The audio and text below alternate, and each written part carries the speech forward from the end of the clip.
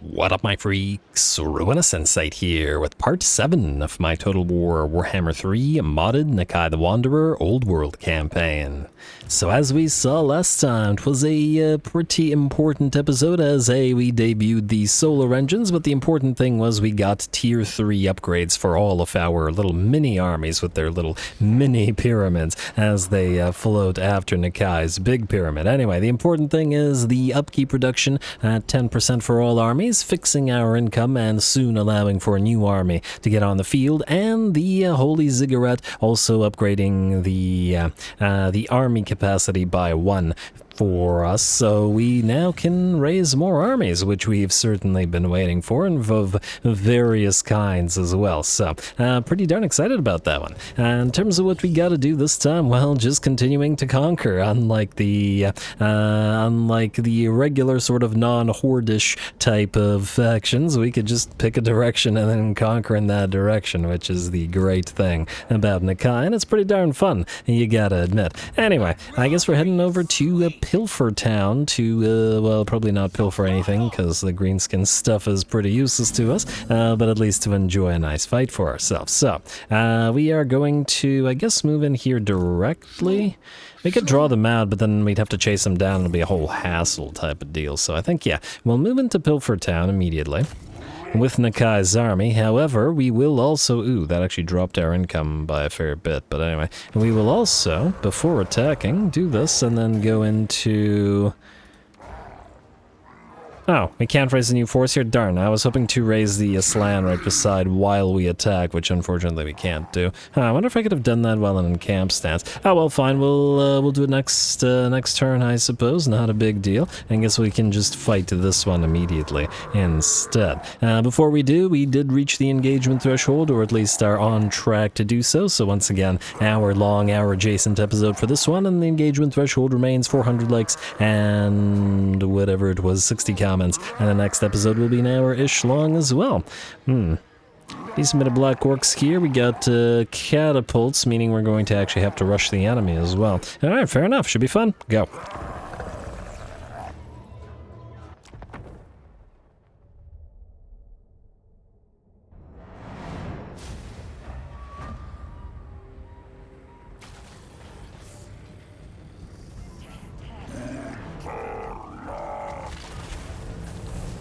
Alrighty, here we go. Gotta love Vanguard deployment as we've deployed directly behind the enemy army. And we're moving on in.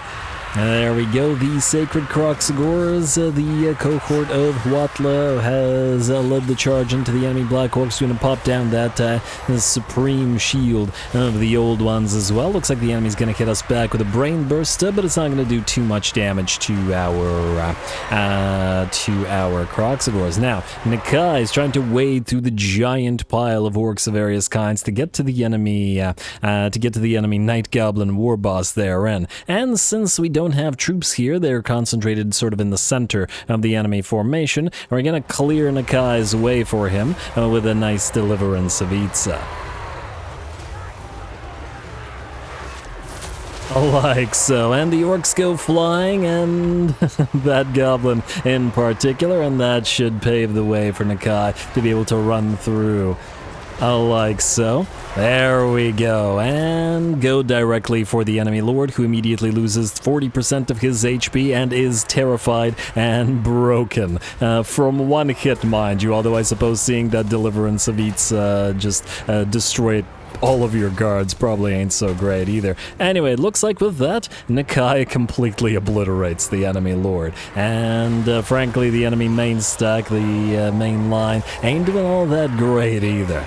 Still plenty of units remaining, of course, especially over on the right flank, though it does look like a decent amount of them are running, and since they've started running, we've summoned our Razor Dawns as well to fire into them as they run. And the bounce power has shifted to 90% in our favor extremely rapidly here. And all we gotta do is just keep giving chase to the enemy. Ooh, I love the way that the Colossal Squig there got lit up by the Chameleon Stalkers. I can't wait to, man, Colossal Squigs are huge. I can't wait to play around with these myself. Anyway, looks like most of the enemies are booking it on out of there, but they're going to be slower than the chameleon skinks when they run, and thus they're probably not going to be able to get away all that well. Nakai, I believe, chasing down the enemy orc shaman now. And pretty much everything that's coming into contact with Nakai's forces is just sort of rushing away rather quickly. Everything's breaking or running in terror. Alrighty, and once again, these summoned Razordon hunting packs are really working out quite nicely. There we go. We'll put some Razordons in Nakai's army as the final form of his army, but for now we're going to keep sort of recruiting random units before we sort of pawn them off onto other armies.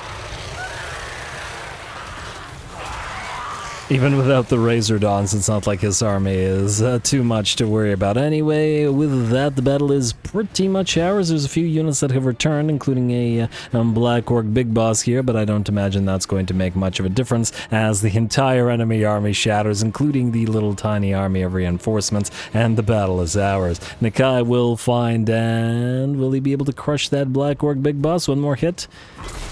And there we go. Yes, indeed he will, in the same way that he crushed the enemy lord. Beautiful.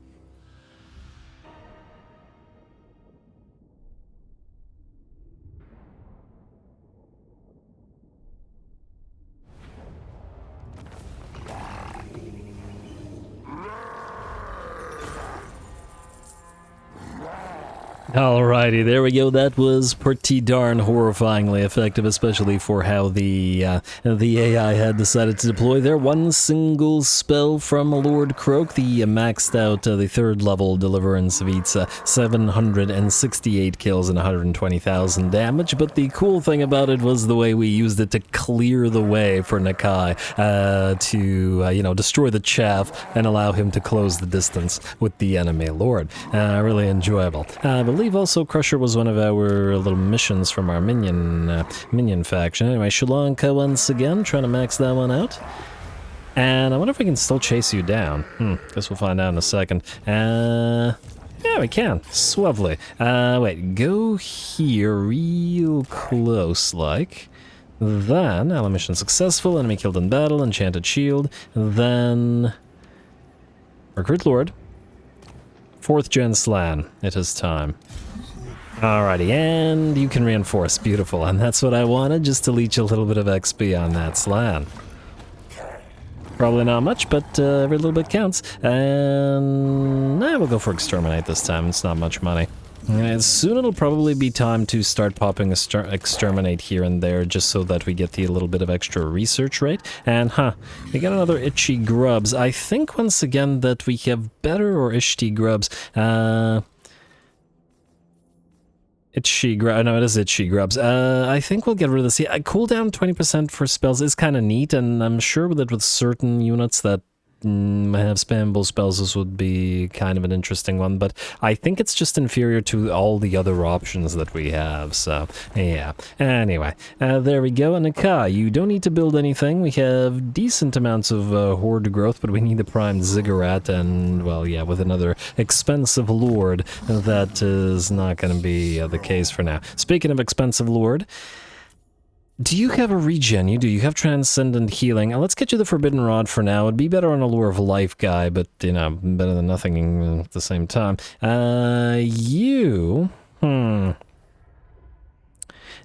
the Unspottable in the stock trait because you're a 4th gen, and we are going to make you lead the Fire Army. I'm just wondering whether and what we want to put into your army. Definitely the Dragonfire handguns, but that for the heroes, not for you directly. Let's get a Talisman of Endurance for now. Brass Cleaver, probably not as needed on you in particular, because your army is going to be a lot more range-focused. Charmed Shield, well, let's get you a Charmed Shield for now, because we don't have a better armor, like an Armor of Fortune on you. And it's not like you should, in theory, be directly melee fighting anybody, at least I hope. And weapon-wise, I mean, we could get you a Warrior Bane. Let's get you a Warrior Bane. Enchanted item. I'm gonna say spotter spyglass for now. We'll turn it into something more useful later. It's just that we don't have anything else. The Horn of Kygor is going to our cavalry army, and we don't have any other items for you. Ancillary-wise, we have a surprising lack of ancillaries in the with the. There we go, Lord Croak. With the Lizardmen. Interesting. Anyway, what were we going to go for next? I believe we wanted to get Spirit Guardians maxed out so that we can get the passives for when Lord Croak casts, Willowitza and Iron Will, though now we have a Slan, we could get that. We also have the other passives available. We could also do... I believe there was a thing here. Oh, Contemplation Concluded gives us magical power reserve capacity. You know what? This is faction-wide, and any faction-wide thing is generally better than a non-faction-wide thing, so we'll start with that. And you know what? The rest of them will just level afterwards. Assuming that Nakai didn't need anything super critical right now. He just got Miasma of Despair. I might as well get Impassioned, trying to get to that Aura of Inertia. Alright, anyway, we'll deal with the others afterwards. Tyrannicon. I wonder... Maybe we can afford it now. Let's see. Let's try the Jurisdiction of Beasts. We'll see how our old one's favor maintains over the course of the next few turns. And if we can maintain both Jurisdiction of Beasts and Celestial Beneficence, that would be fantastic. So let's try it. Could always use the extra movement range. I don't believe it comes into effect this turn, so we won't be able to reach Misty Mountain at once, but that's all good. Not a big deal. Wait, we can't reach Skull Crag from here, can we? Hey, oh, I tried to stop him moving and then... Technically, we're not at war with these guys. We'll just leave him alone for now. You can keep dealing with Kugath until you, well, need to deal with somebody else. Alright, that's you, Sholomar. You, I believe, are going to besiege this location, Karag Lhune. And this has a very, very nice garrison. I fully expect them to sally out. Black Orcs, Biggins, Catapults. It's real nice. The only big issue is that it doesn't have anything in the way of air defenses. We'll see if they attempt us. They should, because this army is, in theory, to the auto-resolve at least, should look weak. And otherwise, I believe we're ready to end the turn and give those enemies a shot. So let's skip. Let's, okay, you're building your thing, right? Yeah, you're building your thing, you're good. And there are no rights that we need to pop, so we'll end the turn. Alrighty, beautiful. Skarsnik will indeed sally out. This should be a pretty darn fun fight for our skirmisher skinks. Let's see if they can pull it off.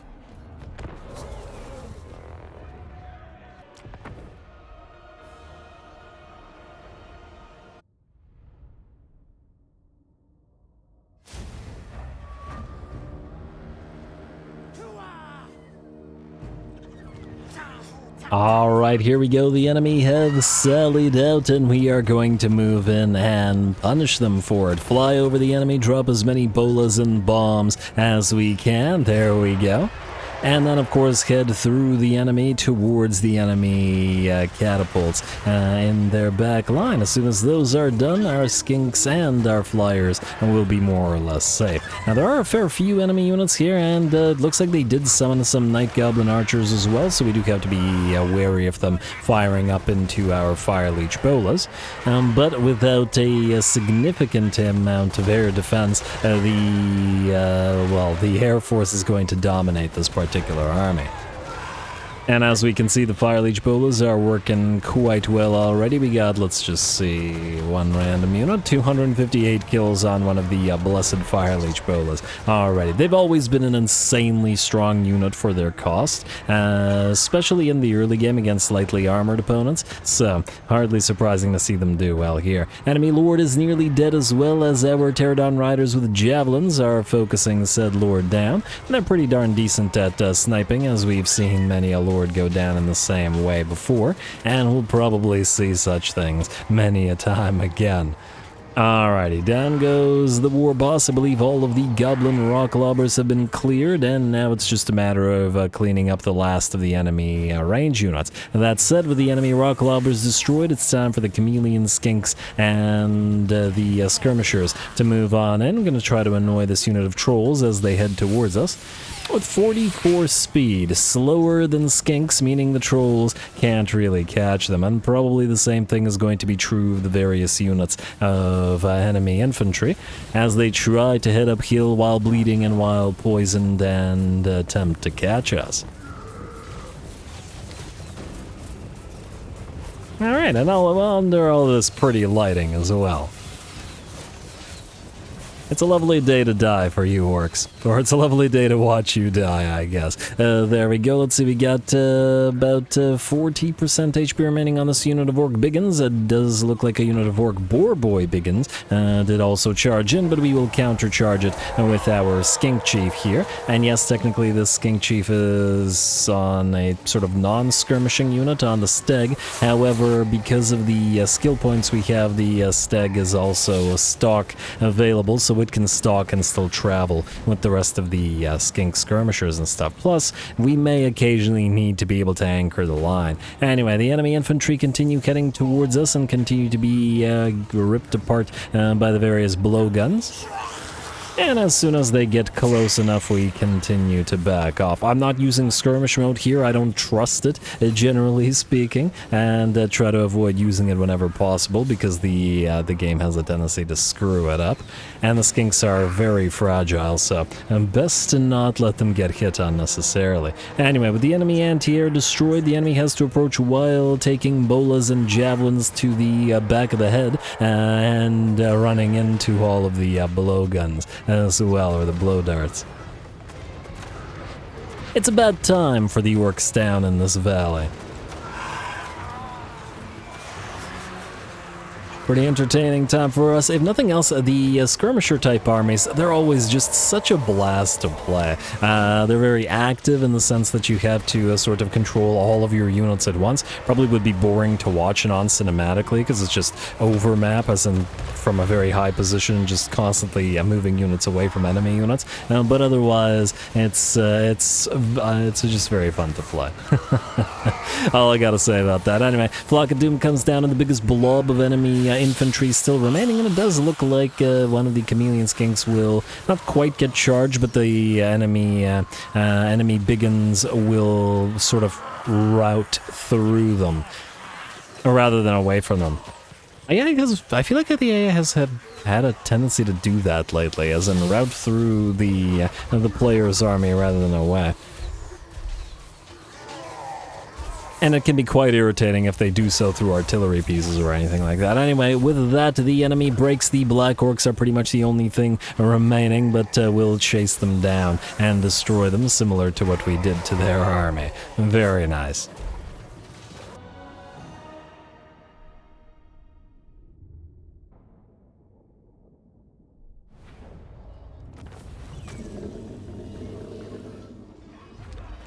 Oh, a banner of eternal flame. A perfect find since we just got the fire armies started. Amazing. I love it. You're not keeping that, but I really do appreciate it. Let's see. We did pretty darn well. Very minimal losses at 11 units, and frankly, probably could have even prevented those if we tried a little harder. 60k damage on one of the Teardown Riders with Fire Leech bolas as well. And it was not one of the regiments or the Blessed units, but it is the rank 9, so that may not be super surprising. Still want to replace 2 of the chameleon skinks with the blessed skinks, as the skirmishers are now vastly outdoing them because of the bleed application. But generally speaking, a very nice fight. We'll take the money because we barely took any damage. We could have should have gone after that one last nasty skulker unit, but oh well.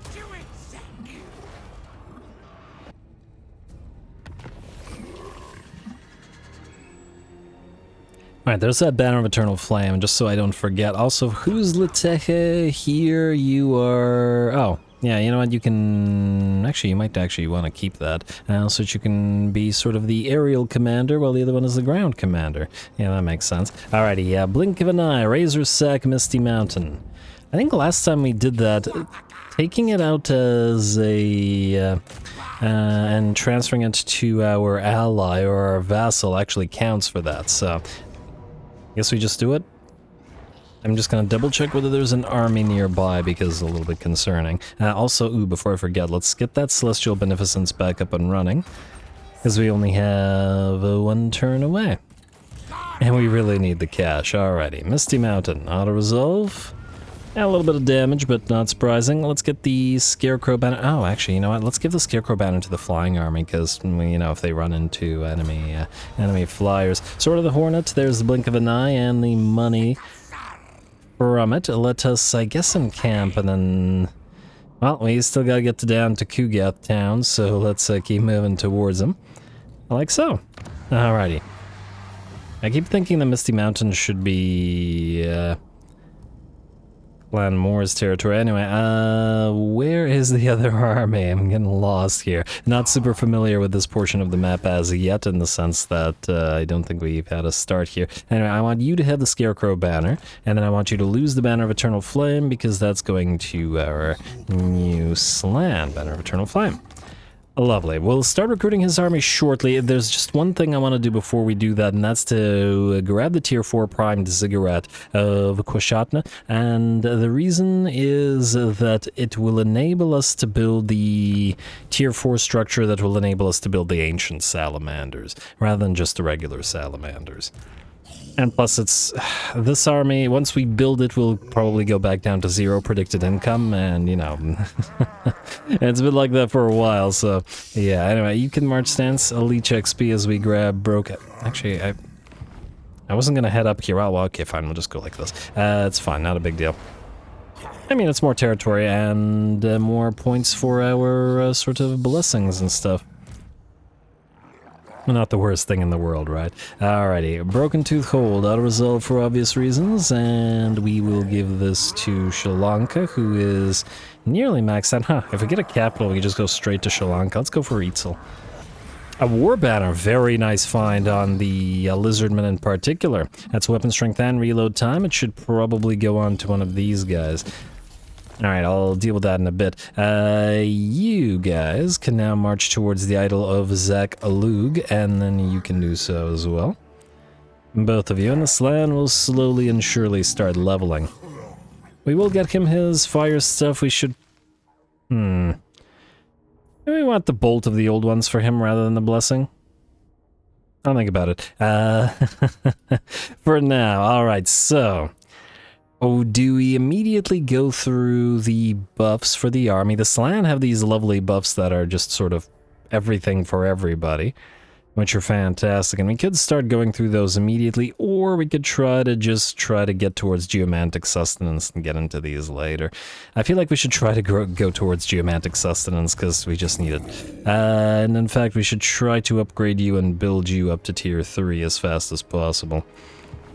Definitely have to prioritize that. Anyway, Cytochrome, you just completed your upkeep reduction, and I assume, yeah, you can't reach the Archway of Valea, but that's okay. You can reach it next turn. Oh, stay in our territory because you're healing here. I guess you still need a little bit of healing. That's fine. Alrighty, you, Shulamar, are...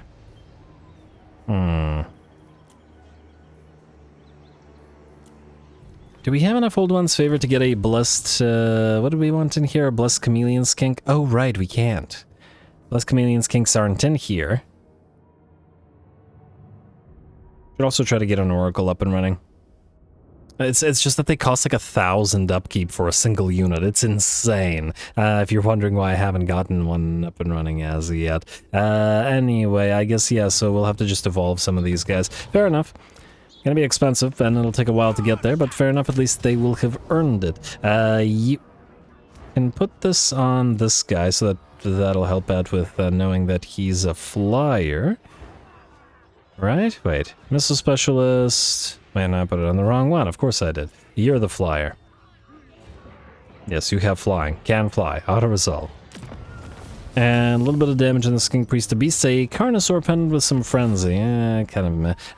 Let's max out Sri Lanka, which will give us... What are we missing from the previous node? 2 things. Diplomatic relations with Lizardmen and...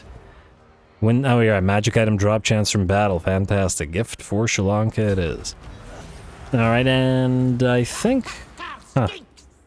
Wait, did you already have Frenzy or no? I'm curious. Yeah, you already have Frenzy as a red crest, so yeah, you're fine. I guess we're heading to Karag Mhonar next. And just go right up to it, essentially.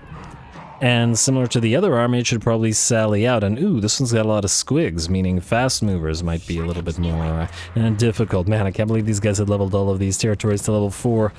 That's unfortunate for them. Good for us, though. Anyway, building upgrade available and assigned skill points, and I guess that's it. I want to double check Diplo for 2 reasons. One, I want to get the ally mission up and running, and where is Skarsnik? It's all the way over here. Let's try Skarsnik. We should be able to hunt him down eventually. And the other thing is I want to see if anybody's finally willing to do any kind of agreements with us. Still no. Huh. It's kind of funny. We killed Kotep, and he was the only one actually willing to be friends with us. Alright, hopefully they'll start liking us a little bit more over time. Otherwise, we're just gonna wipe them out, because if we can't get their units, then, you know. Anyway, let's end the turn and proceed. Also gotta remember that we have that Cold One cave upgrade available to us, so that when we want to get our Cold One army up and running, we'll be able to get that up and running fast. And ooh, speaking of fast, 20% speed for the entire army is real nice. Another Sotex champion, just want to see what we have here. Sky Marshal and one with beasts, eh? Alright.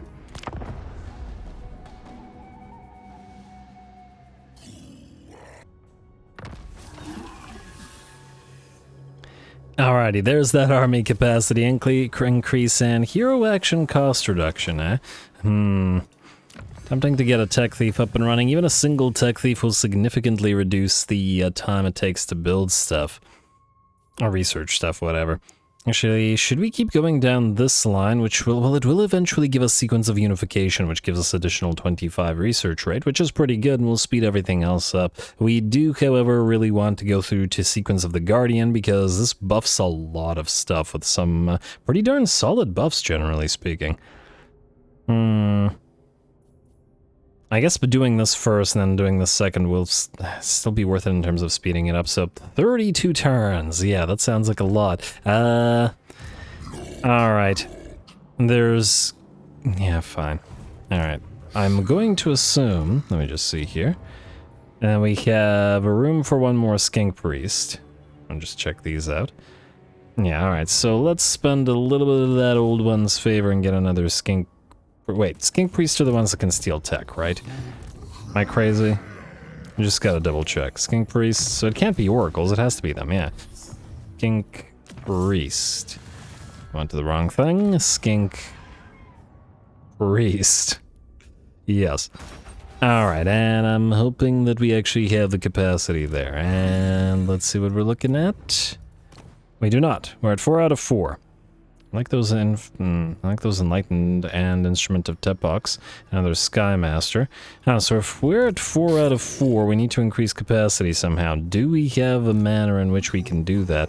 Do any of these increase hero capacity? They do not. So the only way, I guess, to do it would be to have one of these guys, a tier 3, build their tier 3 strike. Yeah, what the heck is with the frame dropping? One of these things. +1 hero capacity for Skink Priests. And Oracles. Okay, so this one's the most worth it. It's also recruit rank for Skink Priests as well. Alright, fair enough. Cytochrome, take Lost Archway of Alea real quick while you're here. Bit of damage, but that's fine, and then we'll give this to Eitzel.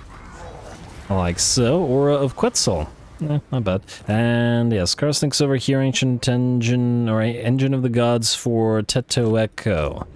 I don't know if we'll keep him on Engine of the Gods or put him on Pterodon Rider, depending, because if he's going to be our caster, it might be better to reposition him. Question is, do we send Cytochrome here to deal with these guys? Also, you can... what the heck is this? We'll give these guys the opportunity to sally out, and then we'll kill off the rebels after. Because I'm sure they will sally out. We should also level up before we do, however. No rank 7th as yet, so we can't spawn kin. We can do soulbound for the little bit of extra, I guess, missile resistance for the flyers, then we'll do spawn kin afterwards. You guys, you're rank 10 now, meaning we can go Quan Chi's Blessing into Imposing Stature, into... none of this gives speed to the skinks, right? This gives missile resistance. I'm gonna say missile strength to start, and obviously swift communication. We should also probably get some of these, but let's max out the skinks first. Alright, looks good. You, Skink Chief, or Skink Priest,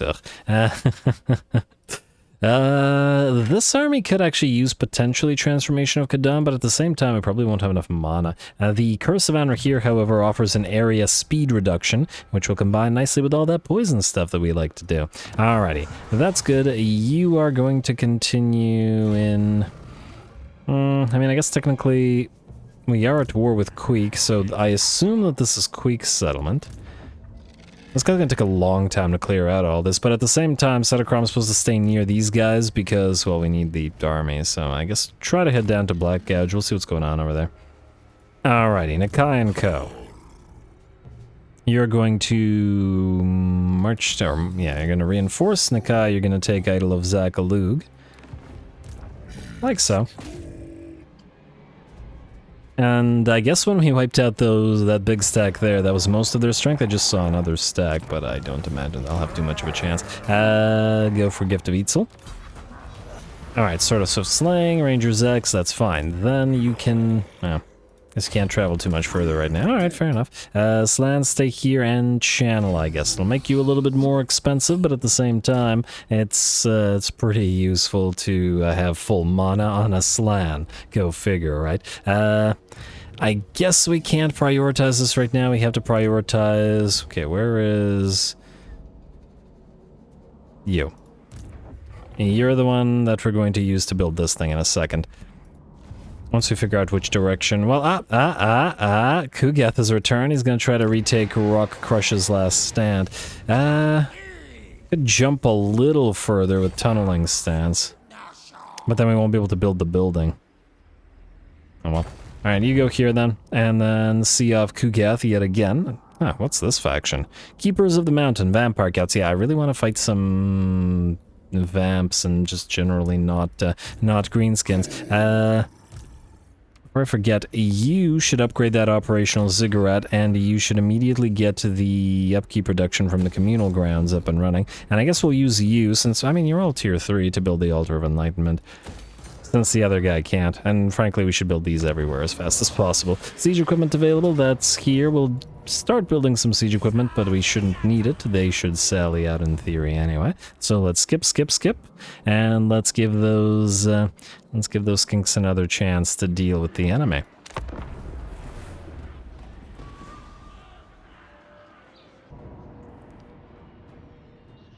Alrighty, there we go. They have sallied. We've still got Black Orcs, only the one unit, and frankly, against our skink lineup, the much faster Gobos and Squigs are probably the better pick anyway. So, good luck to the Greenskins yet again. Go.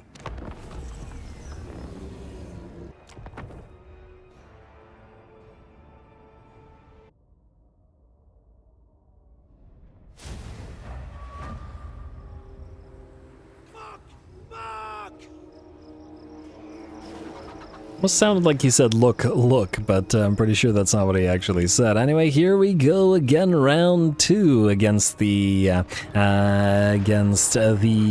greenskins here, the Crooked Moon, who have sallied out. Now this time with all of those squiggies. Similar to what we did with the first battle against these guys, we will fly towards them and then drop the bombs along the entire enemy sort of front line and back line as best we can. We can see the bloody spots where most of those enemies were hit. Similar to the other battle, we will go after the Goblin Rock Lobbers, and we will for now leave the Squig Herds alone, as they will, well, they're not quite in a tight formation, and thus it's not going to be easy to kill them off with Fireleech Bolas. Probably best leave it to our piles of, I just see a Fireleech Bola hit one of our own units. Anyway, probably best to leave it to our piles of skirmishing skinks instead.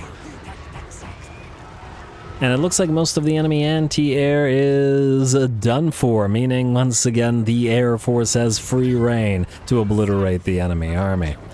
Man, I'd really love to get a Thunder Barge or two in an aerial army. It would be very fun in combination with our other units. Anyway, since the enemy is anti-air and I guess anti-ground in the form of the artillery are gone, it's time to move the skink skirmishers and chameleon skinks forward. They will get charged by the squigs. Squigs will get slowed down to 60 speed, which is slightly faster than the running chameleon skinks and skink skirmishers, but it's probably not fast enough to actually catch them in decent order. And they are now shattering once again through our own line. It's all good, and then we got another unit. Similar thing happened here over on the left flank as it did on the right, as another unit of squigs gets obliterated by those blowguns. And I'm sure the enemy has more where that came from, but I'm also sure that, well, we can repeat. The process is going to speed it up a little bit, and they will go into rampage as well and charge on in. Good luck to you, little squiggies. We will continue backing off as we usually do. We can even countercharge them with a big old steg just because we can. There we go. And that'll lock them into place for a few seconds and allow us to get to them or hose them down with blow darts. Alright, that's another unit of squigs out. Let's speed it up once more as another unit of squigs heads towards us. Frankly, moving towards us like this, a one unit by one unit, is really not going to work out so well. Granted, the rampage of these squigs is really working against the AI here, as our Fire Leech Bolas, or just our Pterodon Riders in general, cause the enemy to go into rampage and then to charge us one by one. Alright, well, sucks to be them. The squigs are done for. Some trolls and a bunch of gobos are now moving in. And of course, the gobos, if we're not directly hovering overhead, are going to be stalking. So that's something of an issue. Trolls are moving together with a unit of biggins or orcs here. Biggins. And I wonder whether the two will be able to protect each other in a blob like this. Let's see, trolls look like they're shaking. We're going to give a charge to them with our ancient steg, and that'll probably send them fleeing rather shortly. And there we go.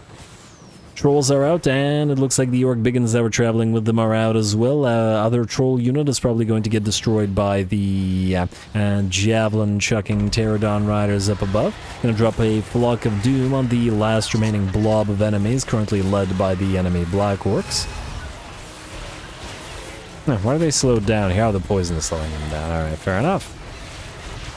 I mean, poison alone makes Black Orcs down to 23 speed, so unless we run out of ammunition, and there's no way that these Black Orcs can catch us or do anything. Not that they could at this point anyway, considering the balance of power shifted to 100% in our favor, and the Black Orcs broke without having achieved anything or gotten into combat, and the battle is ours. Absolutely brutal. Skirmisher armies, and well, I guess this is half a skirmisher army and half a flying army, but both of those types of armies, when they work well, they work really, really well. As in when the AI or when the enemy doesn't have any kind of recourse, anything to deal with them, it's always pretty disgusting to see.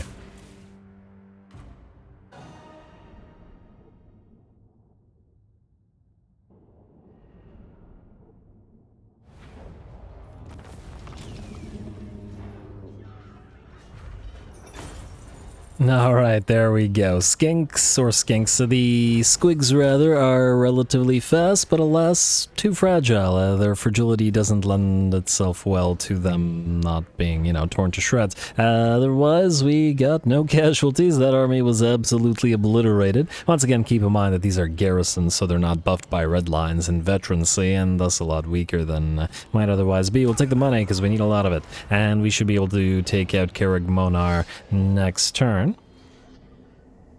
And let's hope that the dwarves really love us, though they're probably not going to be super happy about the fact that we took 8 peaks, but, probably still a better thing than the greenskins holding them. I take it, is that Queek that's returned? I can't quite tell from the portrait, could also just be a warlord. Gotta get that vermin flail on Nakai, so gotta be careful about accidentally killing him off, or at least killing his faction off. I wonder if he's gonna try to jump over the mountain towards this location that's ours, rather than trying to go after the greenskins.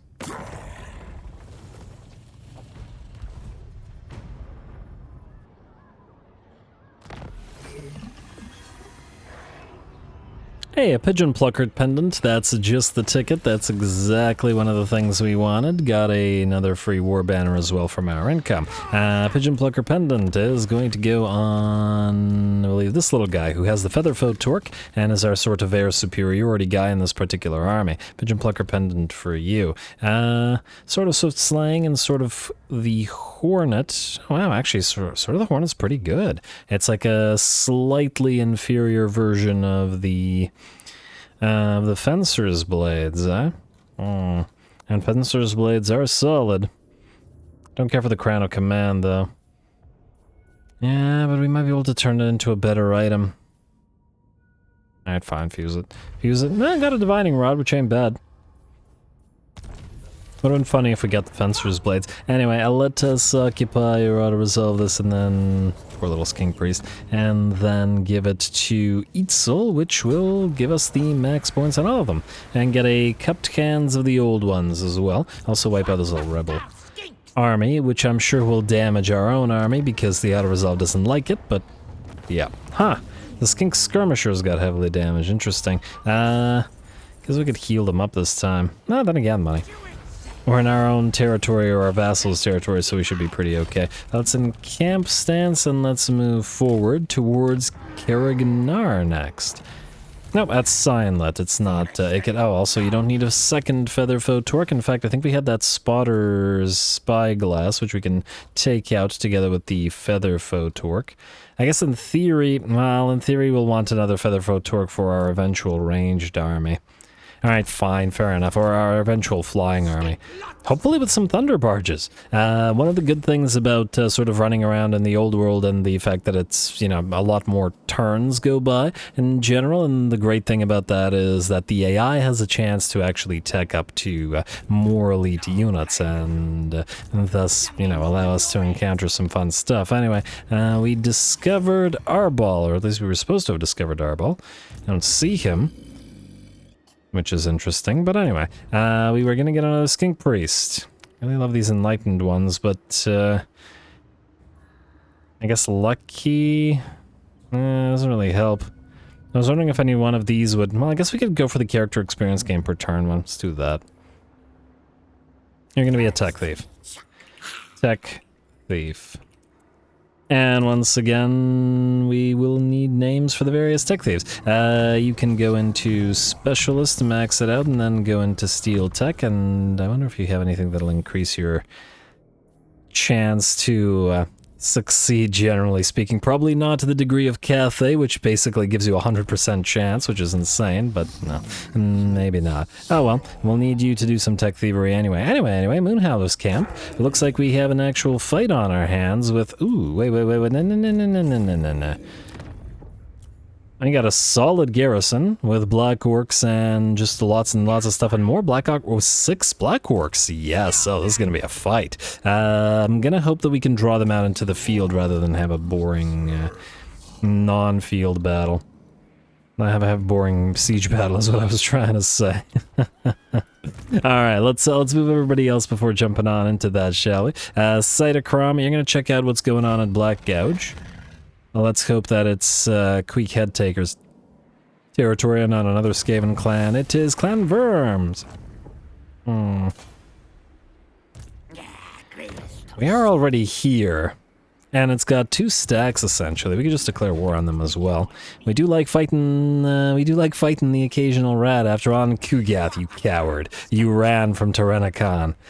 And oh wow, his new army is a lot better than it was before, plus we get a pretty elite garrison here too. Alright, well, nonetheless, Tyrannicon, go right here.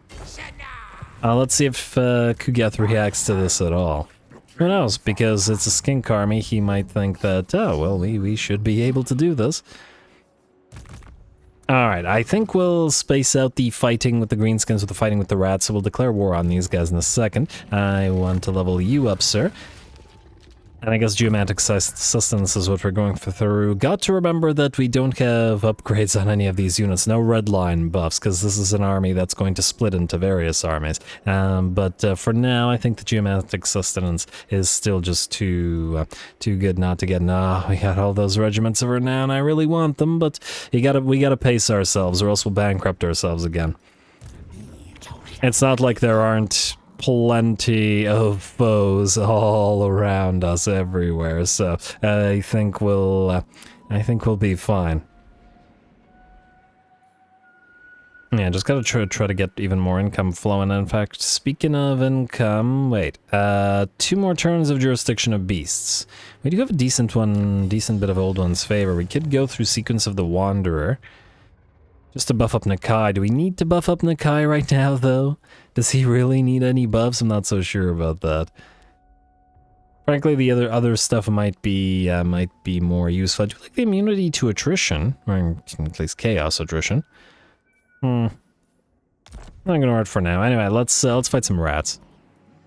Did I give you items? You have Talisman of Preservation, you have the Dagger of Sotek. Wait, did we not get a sort of anti-heroes in this campaign, or was that the Catholic campaign? I think it might have been the Catholic campaign. Yeah. Alright, that's fine.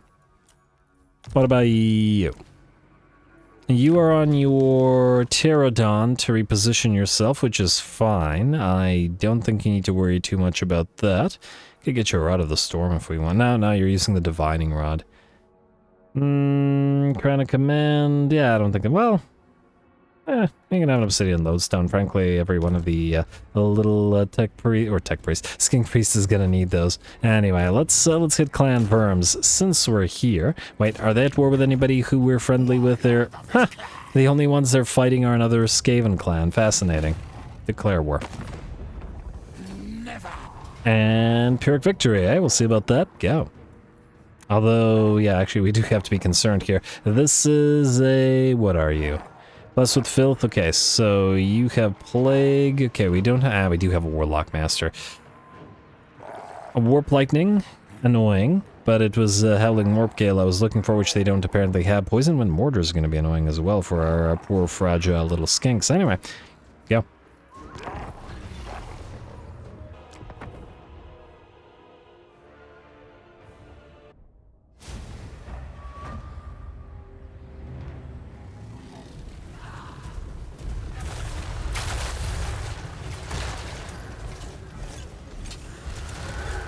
Alright, here we go. Big old pile of rats for Cytocrom and his sort of random smattering of troops. They may not be upgraded, but at least they've got veterancy now and should still stand a fairly decent chance of dealing with this. Now, we've separated our army into sort of two distinct, I don't know, groups, subgroups, entities, whatever. We have the cavalry, which are traveling over away on the right flank, which are going to try to move around this little cliffside and into the back line of the enemy to try to knock out all those Plague Claw catapults, while Cytocrom himself will lead the main stack of Croxagors supported by the Basti with the Reeve of Crystal and a little bit of range towards the sort of main portion of the enemy's stack. I'm going to start the battle off by dropping a Chain Lightning on the enemy. Don't really care about what it does to the clan rats and whatnot so much as hoping that it clips and damages the Poison Wind Mortars, but it looks like they were able to run through it. Fortunately, we are targeting the Poison Wind Mortars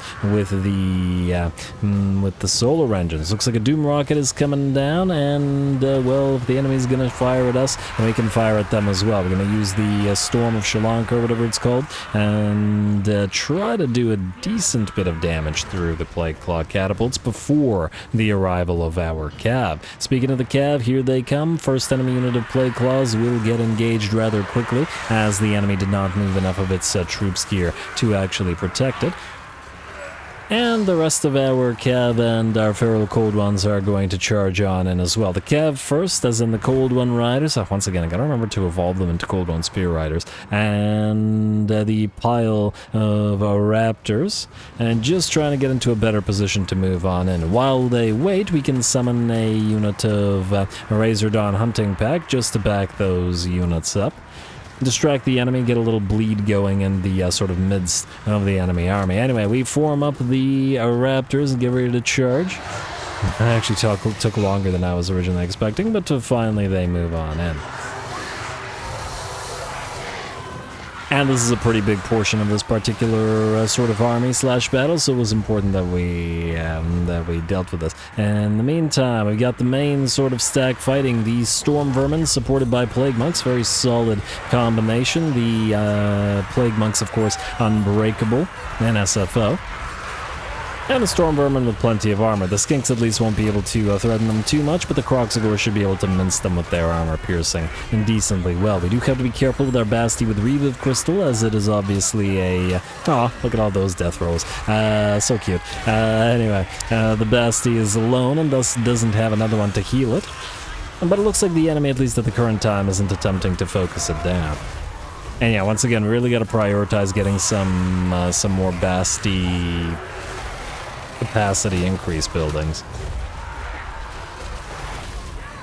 Alright, main army is, or the enemy's main line is in trouble now. We've also dealt decent damage to the enemy's range units in the back line, but otherwise are still in the fight. Looks like our cavalry has taken about half of its HP in terms of damage, and we're going to now back off in order to get another one of those Storms of Sri Lanka through a few of the enemy units of Clan Rats, especially the ones with spears. And once again, the name of the game when fighting the rats is, well, fight them twice because they are out and rally.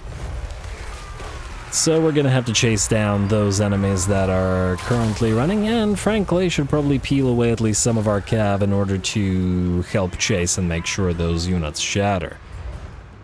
Otherwise, the balance of power has shifted to about, let's say, 70% in our favor. Not quite there yet, but certainly on the approach. Enemy Lord with Grey Seer we are attempting to chase down, and have finally found and knocked around with Kroxigor, with the Kroxigor Ancient. Alright, there we go. Down goes the enemy Lord, down to half HP. Free little spin into the piles of Clan Rats, and I do expect the enemy Lord will attempt to make use of this to escape.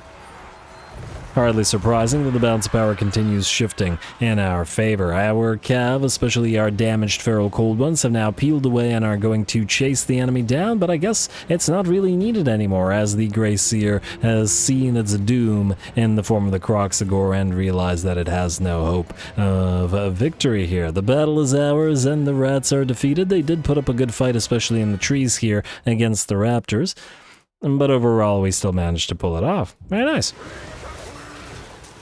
And just because we can, we'll summon another unit of Razordons and then use it to bring the enemy Grey Seer down as well.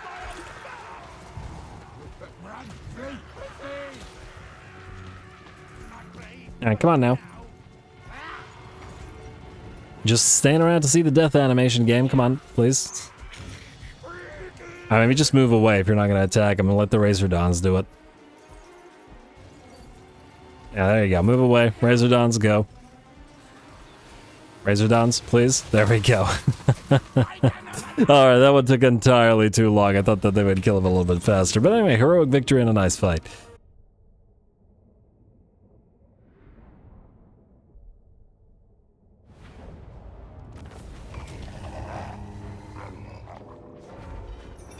Alrighty, a really nice fight, all things considered, and I am impressed with how long the Skaven were willing to stay on the battlefield as well. Good job to them. We got a decent bit of money for our trouble, though the rewards from the actual settlement ain't that much. And oh, now I guess okay, all the rewards are the same, right? I guess the only difference is which things... This temple will focus mainly on blessed beasts and can unlock Beasts of Itzel army ability. Blessed beasts, eh? Oh wait, that doesn't really help us. Okay, let's just do Itzel. Here's the thing, I don't remember. Oh, you know, I don't really care for these cubes of darkness. I think we have 2 of them and we can turn them into something. And I can never finish a thought, can I? First of all, cubes of darkness into giant plate. Oh, that's not much better, is it? I'd like for you to keep the magical attacks, though. Probably more worthwhile than just a sheer amount of weapon strength. I wonder if there's anything that'll just give you magical attacks in your own tree here, though by the looks of it there might not be. Well, still better than nothing. You, Cytochrome, will continue on to... Well, I guess you're fighting this clan whatever now, so just keep on fighting them. Keep going this way. Eventually you'll meet up with Nakai again after presumably, yeah, you can go down this way, Arbol can go down this way to, or Arbol, Nakai can go down this way to fight Arbol, and then everything will be good. That's the plan. And I was talking about something, and I forgot what thought I hadn't finished. Oh, right. So the garrisons are the same, but are the... Okay, wait, let me just see here. Temple of Itzel, Temple of Sri Lanka. So, Anluk's recruitment of Feral Basti, and then just a giant pile of Basties versus Skinks and Croxagors. Maybe Sri Lanka temples are the way to go. This is Sri Lanka, this is Itzel. Where's Quetzal? Quetzal? Quetzal? Any takers? Alright, Quetzal gives us Feral Cold Ones, Cold One Riders, and Saurus. Alright, so we should do Quetzal and Sri Lanka, generally speaking. Just because, I mean, this guy already has a billion skinks in his armies. They're relatively useless, so I'm hoping that maybe they can make some better ones. Or I'll just pick it at random, doesn't really matter. Oh, or maybe we should just keep it relatively similar. I don't imagine that there's any increasing buffs or any reason to do so, but just in case. Alright, Celestial Beneficence, and... You know, let's get Jurisdiction of Beasts up and running again, just so that it doesn't go away now. Because if I forget it, and then it'll go back to 0, and then it'll be a whole thing. Alright, anyway, let's attack these guys. Nakai, you have Impassioned. I would say Scarred Veteran probably takes priority because you already hit so insanely hard. Don't worry, we'll get you Woundmaker, and frankly, we'll complete his yellow line so that he is just a monstrous fighter. Not that he's not already a monstrous fighter. Spell Resistance for the entire army versus... Yeah, I'm gonna say Spell Resistance for the entire army. I don't think anything else is super critical here. At least not while we have Lord Croak. While he's going to peel away to another army, we have to actually be able to afford said other army before we peel him away. Let's keep buffing up our skinks, I guess. So let's get marked for service for you. Gotta remember about we are the elite as well. And damn, the skink chiefs are quite hungry for points too, aren't they? And a lot of stuff to spend points on. You, Pryjol, are going through Sacred Adornments to get Ferocity of Age and that additional weapon strength. Why not make Nakai hit even harder? Spirit Guardians I was going to do next, and the passives, since we got the other stuff that's important, that we should reduce the cost of the Deliverance of Itza. We'll do that after. Pryjol, I don't want to build up your temple, but at the same time, do we want to get you any spells? I mean, for now I think you're okay. These guys also get a little bit of research rate, though not that much. Yeah, for now you're okay. Ambush defense chance. I'm gonna say ambush defense chance. Oh, this is ambush success chance. Well, I did say that we wanted to try to get more ambush battles. Anyway, let's see if we can't draw these guys out into a fight, shall we? They should be willing. And willing they are. Pyrrhic victory, lots and lots of greenskins. I don't imagine that the victory is going to be anywhere near as Pyrrhic as the AI imagines it will be. Go.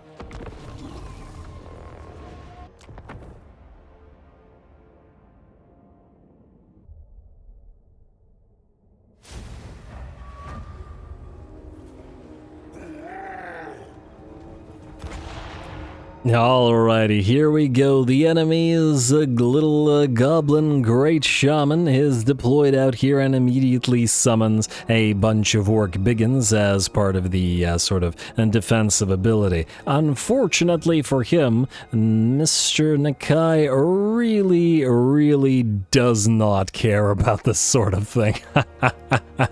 Oh, I love Nakai so much. Just look at him go. Just look at him. There we go. And that wasn't just for show either, as the enemy lord got hit as Nakai just sort of rushed through the enemy line, brought the enemy lord down by 30% of his HP, and is going to continue going after him. Not like all of those summoned minions are going to stop him at all. And that's it, the enemy lord is dead, he died under there.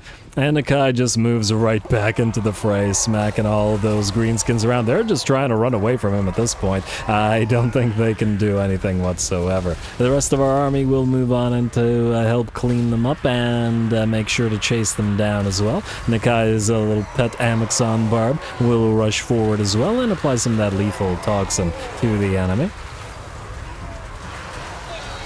And there we go. These poor orcs, I feel bad now. That was a glorious charge from Nakai.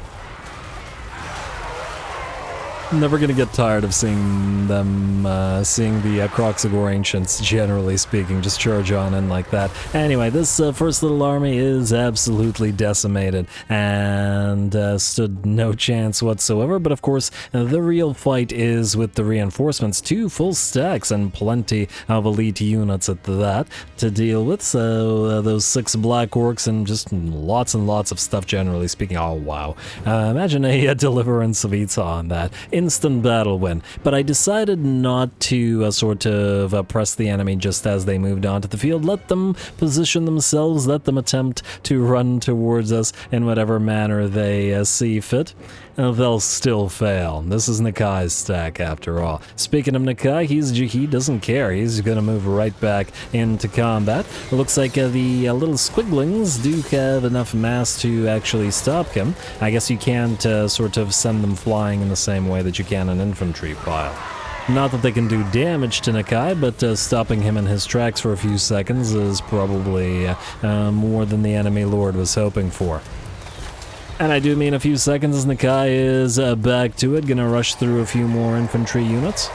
And ooh, looks like we do have somebody that is willing to fight Nakai, and it is a big ol' colossal squig. Fun stuff.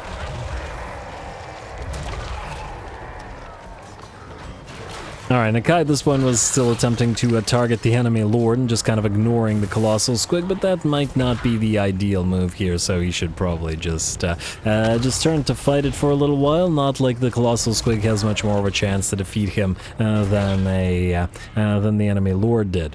The rest of the enemy army is ignoring this and heading directly towards our own force. We're even taking a few hits from the enemy doom divers, but in order to avoid too much damage, we pop the supreme shield of the old ones on our main line back there, and just allow the enemy units to move on. And looks like the enemy's gonna buff up that colossal squig with some sneaky stab and 80 melee attack. Should actually be getting through Nakai's melee defense at this point, but the colossal squig is down to half HP, very tired, discouraged, and just not having a particularly good day.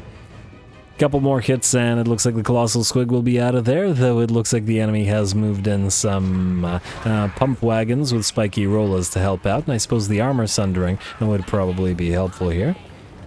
Oh, no, these are the regular... Huh? I guess those are the regular ones.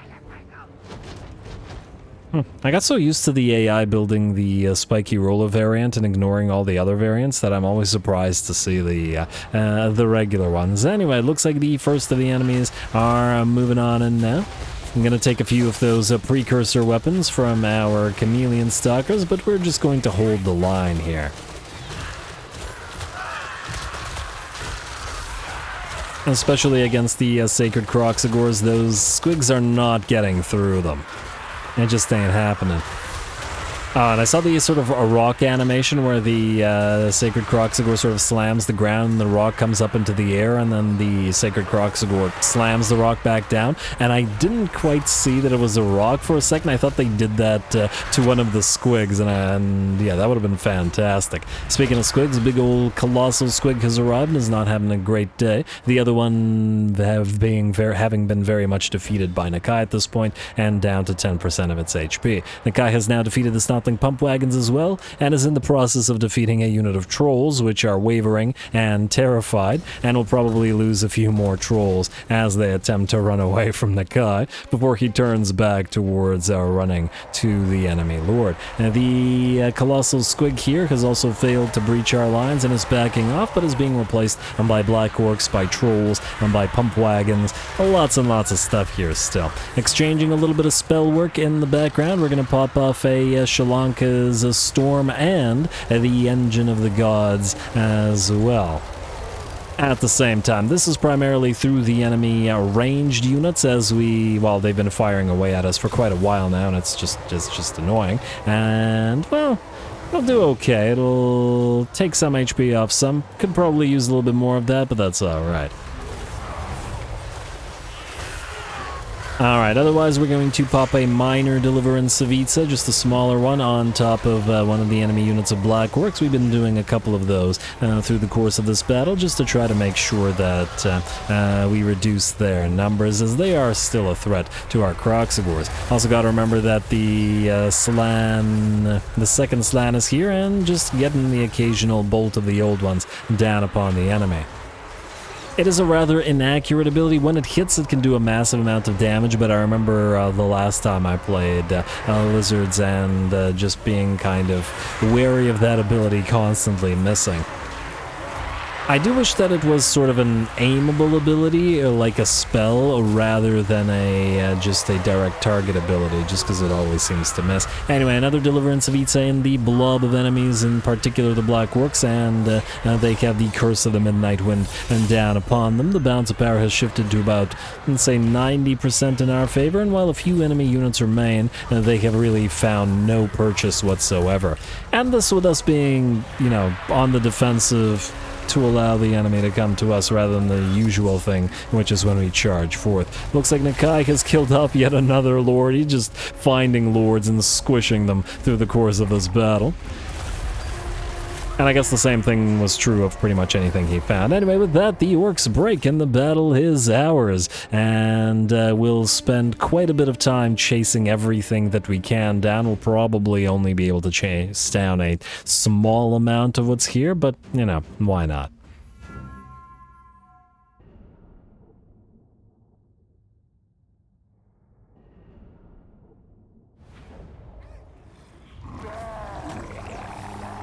Alrighty, there we go, man. Nakai's ridiculous, Lord Croak is ridiculous. He only got 661 kills, which was, what, twice as much as our King Priest of Heavens, and less than 3 times as much as one of the units of Chameleon Stalkers. So nothing crazy, but he did do a massive amount of damage dealt as gold value, as he was dropping those, pizzas on top of the enemy Black Orcs, and helping out with them, hence all the high gold value. Otherwise, 661 kills out of 3,400 isn't anything crazy, so pretty good in terms of not overusing him, I guess. Anyway, and lovely close fight, still ridiculous. Scales of War got 27k kills, and slightly beaten by the Starborn Hammerers. Well done. I don't think we named the Chameleon Stalkers in this particular army, though. Which is fine. These guys are going to get transferred to the Fire Army. We'll re-level the ones that are in Nakai's army. And frankly, this might actually be something we want to do right now. But anyway, let us... AT Treasury? Okay, fine. Exterminate, I guess. And then wipe the place out. Hey, a fan waiver. Nice. More replenishment. I like it. Nakai. And Prajol. You reinforce. Nakai, you attack. And auto-resolve. And, yep, massive damage. All they have to do is make it a thing so that if you've already won a battle and suffered effectively no casualties, the AI should already know that if you're fighting the remnants of that exact army on the exact same map, on the exact same turn, you're not going to do 10 times worse. It's basically impossible. Is it that difficult of a concept? Oh well. Gift for Shalanka, please. Another Rod of the Storm. Oh, you know what? Before I forget, Prajol, rename, Pyroxy, Anthropur. Oh wow, it did not. Huh? It didn't. It doesn't fit. Huh? Interesting. Oh, fine. We'll make it 2 names. I don't remember if I'm spelling it correctly. Pyroxy Anthropurin. Good. From the previous Lizardmen campaign, our Fire Slan. All right, who had a lot of fun. Anyway, Ancient Cunning for you, sir, and on the way to that Geomantic Sustenance. Next up, what we'll want to do is move you both towards Mr. Arbol. All right, you go here. Nakai, you go there. Now, we did get enough money to get the tier 4, which means shortly, okay, let's do that. Let's delete the ruined spawning chamber. And just for now. And then, yeah, since we can take the turn to recruit, lose the Chameleon Skinks because they're already super high rank, and then replace with new Chameleon Skinks, like so. Actually, we'll probably take 2 turns to move, so we maybe want to, you know what, start with not the chameleon skinks, but the fire leech bolas that are going to be in the fire army. How's our big boy capacity? Okay, so we will need some solar engines for the fire army as well, since they do fire damage, and a few other things most likely. I wonder if we can get... Damn. I'm trying to remember who has Blessed by Chotek in order to do fire damage. What blessed units can become fire damage dealers that weren't normally fire damage dealers? You. I just want to check something. If you take a look at scrap upgrades, we have Tepak, we have Sotek, we have Quan Chi. Okay, so that doesn't help here with the fire damage. I swear I saw one. Or maybe I'm just remembering from the previous campaign, who knows. Anyway, let's build the Holy Ziggurat here, which loses all of our money, but it is what it is. And I still want to build the tier 3 so that you can have a cheaper army since you're starting off. Alrighty. Otherwise, I believe we are good to end the turn once again. Just gotta be careful about overdoing it in terms of getting a low in terms of money, because as long as we keep the money flowing, we can actually build up Nakai, and just generally speaking, end turn.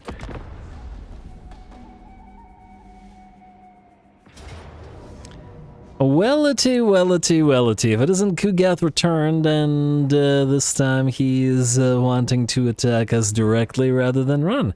And good job not being a coward to Mr. Kugath, though I'd wager you're going to have a bit of a tougher time now. And against Mr. Tyrannicon, as the last time you saw him, his army was weaker.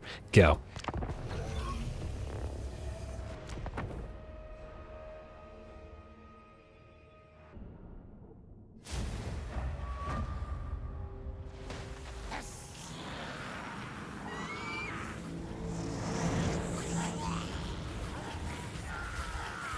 Alrighty, here we go. Look who's back, Kugath yet again. Somehow Kugath returned. Anyway, we're going to have to deal with him and his annoying nurgling chucking at us, and not much we can do about it, but we can annoy him a little bit by dropping a Flock of Doom upgraded upon the enemy, and possibly even annoying the enemy army by summoning our first unit of Razor Dons. Want to get that thing on cooldown immediately, and by the looks of it, the Frolicking Bubonicers and the Festering Stooges Exalted Plague Bearers will actually charge these guys.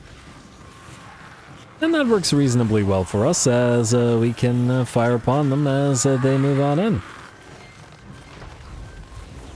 But yeah, it does look like we'll have to be dealing with Kugath until we actually knock his faction out. I believe he has 4 settlements remaining at this point. We're certainly working on it, and I'm sure Tyrannicon is very much up to the task, or up to the challenge.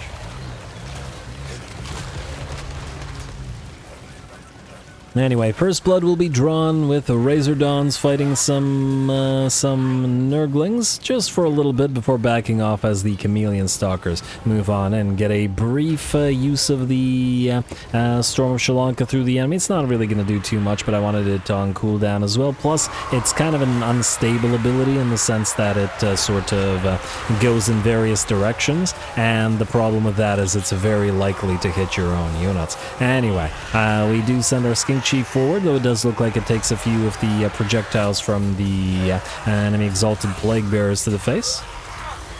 And by the looks of it, the same thing is going to be true of our Lord and pretty much every one of the dinos. Definitely have to be wary of the Exalted Plague Bearers, as they can do a massive amount of damage like that if you're not careful. Up in the sky, the Death's Heads are doing the same thing and dropping a few of their projectiles down upon us, but there we are able to hit them back with all of, well, maybe not all, but a fair few of our Skink range units. Beasts of Nurgle working together with the Barons of the Bog Pox Riders, and Kugath, of course, still firing away occasionally, though it looks like he switched targets to the Skink Priest of Beasts. Not sure whether it was a smart move or not. We have seen before that Kugath is surprisingly accurate when firing away at our smaller single entities, having nearly killed off one of our lords before. But at the same time, when he hits infantry, he does a crazy amount of damage. Perhaps he actually switched because there isn't a lot of infantry in the front line to hit, but he could still go after the skink cohorts with javelins, and I think he will switch to them shortly as well. Anyway, the battle is still going, though we've summoned now another unit of Razordons behind the enemy line, and this should be a pretty darn good use for them as they fire right into the back of all of those enemies. Gonna pop off another Storm of Sri Lanka through a bunch of enemy Plague Bearers right there, but gonna back off our skinks, in particular the cohort of Sotek, so this thing doesn't hit them and kill off a bunch of our units. I've learned my lesson after that one time a couple of episodes ago. Otherwise, the enemy army is in pretty bad shape now. The bounce power is at about 90% in our favor, though we are starting to take fairly heavy damage on a few units. We can see the Razordon hunting pack. Well, that one's summoned, we don't really care about that, but the Basti with Ark of Sotek down to near 50% of its HP, and Tyrannicon himself is down to something like 35%, as once again he just kept getting focused down by the range of all of the... nice hit from Kugath, damn.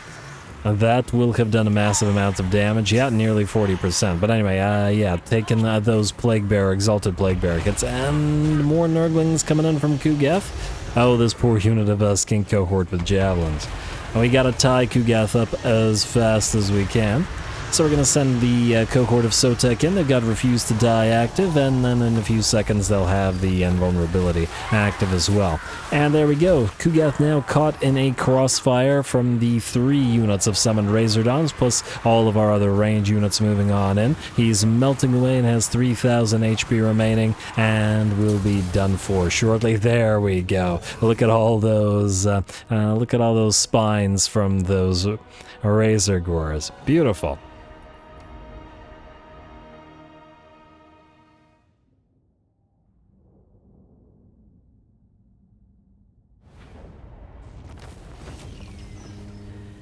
Yeah, potion of toughness, not bad. We'll take it. We'll certainly take it. Otherwise, decently well, Kugath was still pretty darn difficult to deal with, however, and still managed to rack up 22,000 damage. Though that, I think, not surprising. Relatively little on the skink skirmishers and the chameleon skinks, though if we eventually turn them to blessed units, as I think no other units in this army can become blessed units, so it has to be those guys, they'll probably get a little bit more in the way of kill counts. We could certainly use...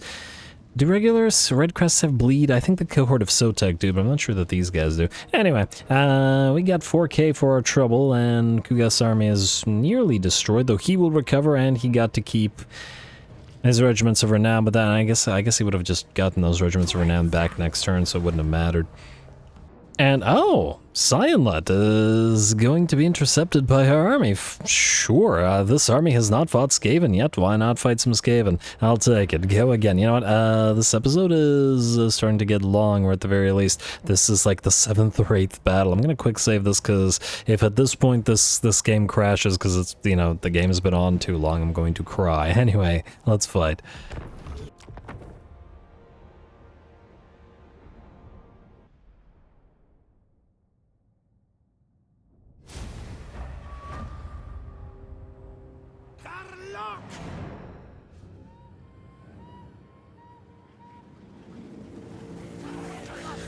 Alright, here we go again. Been having a lot of fun with this army, and funnily enough, I'd wager this battle might actually be a little bit more difficult than the orc battles we fought previously, who stood no chance, simply because these guys have anti-air in the form of their gutter runners and night runners, and those units are not to be underestimated, as the shuriken chucking can do so much to fragile pterodon riders. Anyway, we have arrived, though those nets look kind of silly, but what can you do?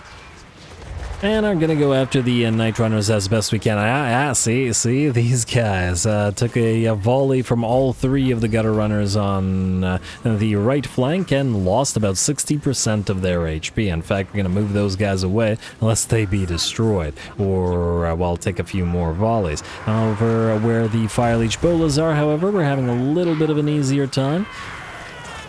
Although you sort of can't take advantage of the sort of way that the range units fire against the Night Runners and Gutter Runners, because they can simply chuck their shurikens directly up in the air. If this was a slinger unit, if this was a archer unit, etc., a gunner unit, we'd be able to fly sort of directly on top of them, and that kind of prevents them from actually firing at you. You can also do the thing where you move directly behind them, just slightly behind them, and then wait for them to turn, then just move slightly behind them as well, and then repeat that sort of thing. Night Runners and Gutter Runners not susceptible to it, and thus why I think we're in a bit of danger here. Otherwise, though, the bounce power has shifted to about 80% in our favor. Our skinks of various kinds have arrived and are going after the enemy Gutter Runners. Nice charge, or the enemy Clan Rats, rather. A nice charge from Shulamar as well, though it looks like the Clan Rats didn't stop with the charge and are charging or shattering through our army once again. Still find that bizarre, because you could have just run off the battlefield here or there or there. Anyway, the enemy lord is nearly destroyed as the Javelineers have been focusing him down. I believe finally the Gutter Runners have been destroyed in the background, though it was a close thing for a few of our Pterodon riders. And several of them were knocked from the sky. Now that said, now, it looks like it wasn't anywhere near enough, and with that, the rat army will break, and the battle will once again be ours. I think this was an interception, so we also technically don't need to chase, do we? Or wait, was this one the interception? I don't even remember. The rat battles are blending together. Anyway, nice fight.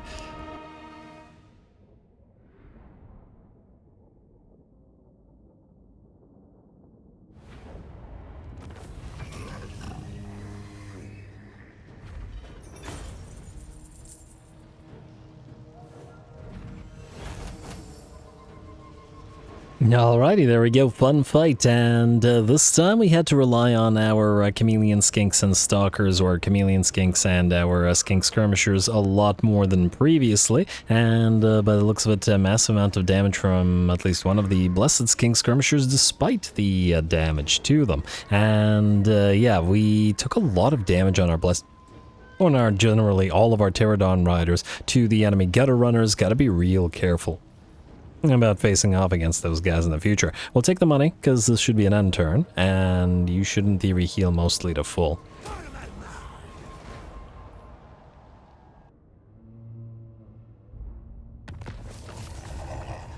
Alright, Potion of Toughness, the Maiming Shield, Book of Ashur, nice find in whatever army we put Lord Croak in, that's for sure. That's for Ashur. Faction destroyed, Scabby Eye, Burning Face. Probably will get burned by our fire army if they're nearby, as I would enjoy the irony. Looks like we can't reach the Vault of Plenty from this direction, but that's alright. I guess we'll just try to get as close to it as possible. I don't imagine you need to heal, do you? So yeah, you will march the slan. So stand the slan. Now we have to name our next slan that, but anyway, you are gonna go here and you're gonna trade the Pterodon riders to them, because you can keep recruiting. Just once again, be careful about overdoing it. I'm mostly telling that to myself. Also, let's build the sanctuary to the old ones while we're at it. You transfer the Fire Leech Bolas to the Fire Army, and is there anything else? Well, we need to build the solar engines, but we can't yet. We can't build the salamanders until next turn, unless I'm mistaken. Yeah, alright, so we'll build up the hunting pack den, and then afterwards the salamander enclosure. I mean, ideally we want to just build these, but I mean, it's going to cost us like 100,000 gold, more than 100,000 gold to build the final ziggurat level in that. So for now, we'll just do this, and we'll transfer those as needed. I think it'll work decently well at any rate. Anyway, folks, with that, we are most definitely out of time. I mean, I don't know how... Queek's back. You know what? Wait, I was gonna have Cytochrome down here, but Queek is somebody that we want to get the defeat rate on everybody, and that includes you, sir. Because we already have it on Shulamar. Yeah, alright, I wonder if you'll get intercepted. Well, if you do, then yeah, it'll be for the start of next episode. Go here. Nope, no interception. Yeah, you're gonna go this way. Don't care about Skarsnik. Just try to hunt down Queeky, who's probably heading towards us anyway. Anyway, like I said, I'm gonna call it here. I already did so many battles in this particular episode, and I have a long road of editing ahead of me. So yeah, next time we will go after Khorne and try to go for our Baldy undefeated with Nakai himself, as well as get the fire army up and running. It's already about halfway there. Just got to make sure we get a few heroes and stuff there as well. Should be fairly quick, and then they can peel off and do their own thing and burninate whatever they can, and hopefully we can get some dwarven allies to get some dwarven fire units in there as well, because they should work nicely. But whatever other fire units we can get will do. Anyway, oh, and if anybody knows which blessed units have the Chotek blessing possibility for fire damage, please let me know, because I'd love to throw a few blessed fire units in there as well. Anyway, don't forget to leave those likes and comments below, especially the threshold for the longer episodes. All glory to the algorithm, and thanks for watching.